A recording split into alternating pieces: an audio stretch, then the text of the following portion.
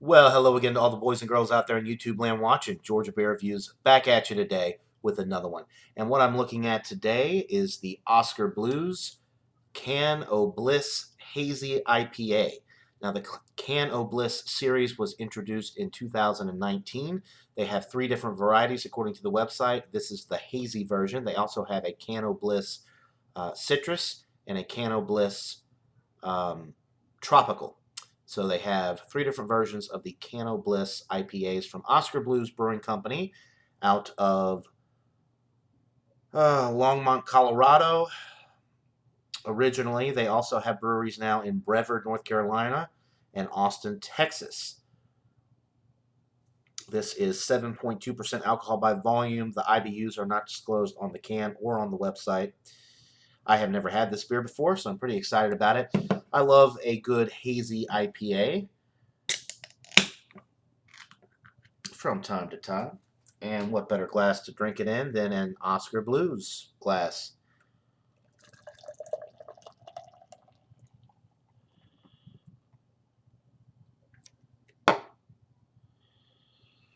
There's the pour, nice and hazy as you could imagine. You can see through it a little bit when you hold it up to the light, but it is pretty hazy, yellowish orange color. There's some nice streaming bubbles going up the glass, poured with about a 3.5, 4-finger, pillowy white head. See if I can get the rest of this in here.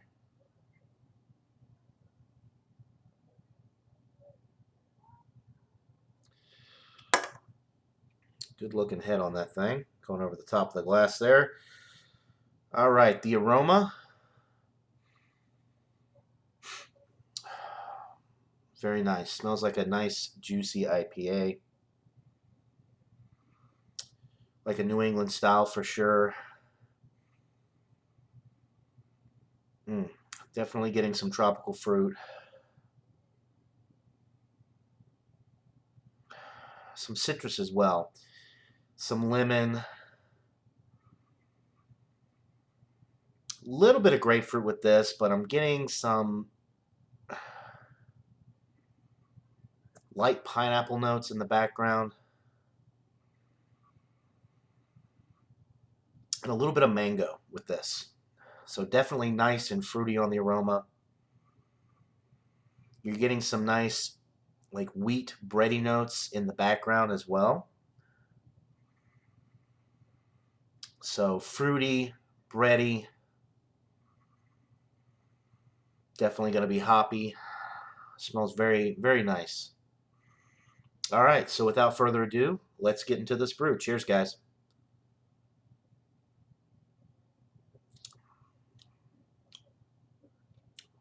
Very, very nice. Um, you're getting the citrus notes up front, maybe some lemon, or maybe a little bit of orange as well, actually. That's actually a little bit of orange citrus notes on the palate.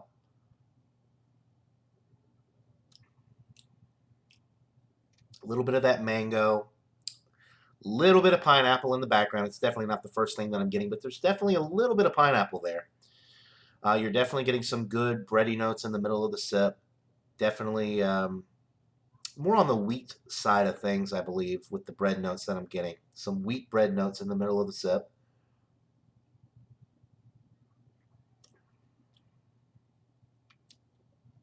And the finish is very crisp, clean, refreshing.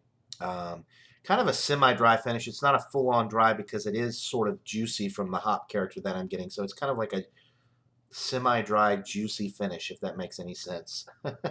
It's not a totally dry finish like Asahi Super Dry, Bud Light, or pretty much any macro lager. It's definitely got a little bit of wetness on the finish. Um, it is bitter, but it's not overly bitter for me. It's probably, if I had to guess, I'd probably say between 30 and 40 IBUs.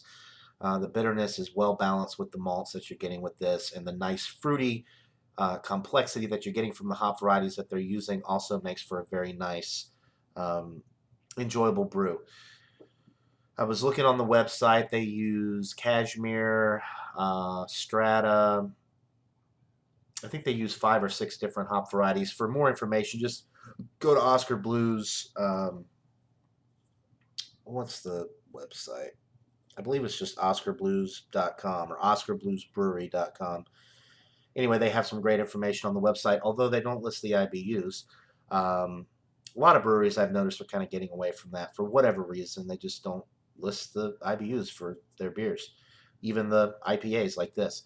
So anyway, I'm really enjoying this beer. It's nice and fruity. I like the tropical fruit notes that I'm getting. Um, I like the breadiness in the middle of the sip. I like the fact that it's not too bitter on the finish. It's well rounded, and it's definitely more along the lines of what I would consider a New England style IPA. It's got a little bit of the grapefruit and maybe a touch of piney bitterness, but it's really, like I said, more tropical, more um, citrus, and it's definitely got the hazy New England style hazy IPA appearance as well. I think this is excellent. I believe it's $9.99, maybe $10.99 in some areas for a 6-pack. The 7.2% alcohol is masked extremely well. There's no booziness with this whatsoever. Mm. It's just a really nice beer. Um, I could drink a few of these. The bitterness is not enough to where it would build up, I don't think, and after two or three, I'd have to be done with them. I think if you're not really into super bitter beers and you like the IPAs, but you like more the New England style where you get less bitterness, more hop character, and you want to be able to drink a few without that bitterness building up, then this would be a good one to go for sure. You could drink 4, 5, maybe even 6, depending on your alcohol tolerance, because the 7.2 percent will probably get you before the bitterness does. At least that's my opinion with my personal palate. But a really great beer. It's definitely in the excellent range for me.